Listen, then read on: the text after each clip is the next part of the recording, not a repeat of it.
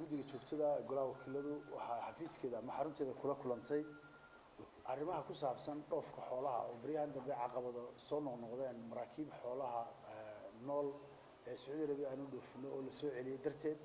ayaa keentay inaan wasiirka u yeedhno arrimahan aanu ka wareysano iyo guud ahaanba qaabka wasaaradda xanaanada xooluhu ay uga shaqeyso dayactirka iyo ilaalinta iyo caafimaadka xoolaha dalka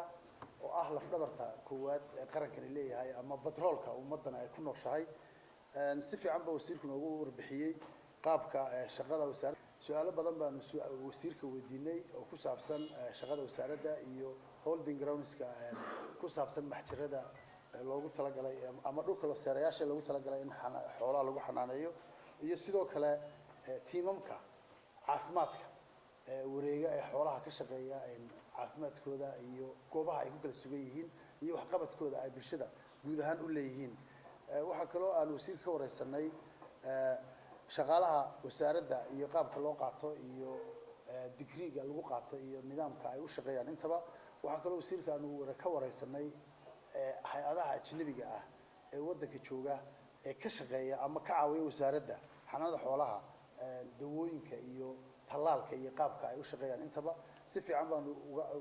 warbixinta aan uga helay insha Allah guddiga joogtada isku soo dabridi doontaa waxa soo warbixin ah tan iyo intii ka horeysayba golahana waxaan insha Allah horgeyn doonaa marka uu furmo biidnilaahi tacaala waan mahadsantahay dhammaan arrimaha ku saabsan wasaaradda xanaanada xoolaha caafimaadka xoolaha waxqabadka xoolaha wasaaradda wax soo saarka xoolaha dhoofinta xoolaha ganacsigeeda geedii la soo celiyay badii dhaweyto tallaabooyinkii aanu qaadnay wixii aanu ka qabanay waxay tahay mustaqbalka iyaga ku saabsan xoolaha dhoofintoodu waxaan iska wareysanay si fiican baan warbixin aan u siinay imankana idinku waxaan doonayaa arrimahaas wada qoraal documenta inaan idin siiyo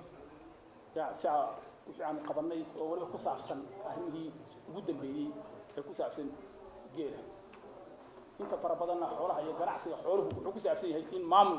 uu ku saabsan yahay si fiican baan ugu warramay 3 saacadood baan ugu warramay wax kasta oo detail aan ugu warramay cidii ay saamaysay waan u warramay golaha wasiirada waan warramay madaxweynaha warbixintii waan siinay baarlamaanka waan siinay ganacsatadii waan ka wada jirnay maxaajiirtii waan ka wada jirnay dhaqaatiirtii waan ka wada jirnay intii ay lahaayeen ay cid walba ay saamaysay waan ka wada jirnay waxa weeyaan xooluhu waxa weey waa wax dhinac laga wada joogo u baahan in la wada qabto oo aan u baahanayn waa ganacsiga waxyaalaha u fara badan ee dhabarta dhaqaalaheena dhaqaalaha qarabka ka soo galo waa xoolaha dhaqaalaha uu ka soo galo nolosha waa xoolaheena dhaqaalaha uu ka soo galo qoyska waa xoolaheena lacagta ugu badan ee adag ee dalka soo gasha 60% waa xoolaha shaqaalaha ugu faraha badan ee inoo shaqeeya 70% waa xoolaha iyadoo ay ka tahay waxa weey waa arrin qaran weey oo la isugu tago marka sababta awgeed baan guddiga joogtada ugu waranay wixii aanu qabanay iyadoo documentation ah yaan doonaa inaan oo faahfaahsan iyo wixii dhacay aan siino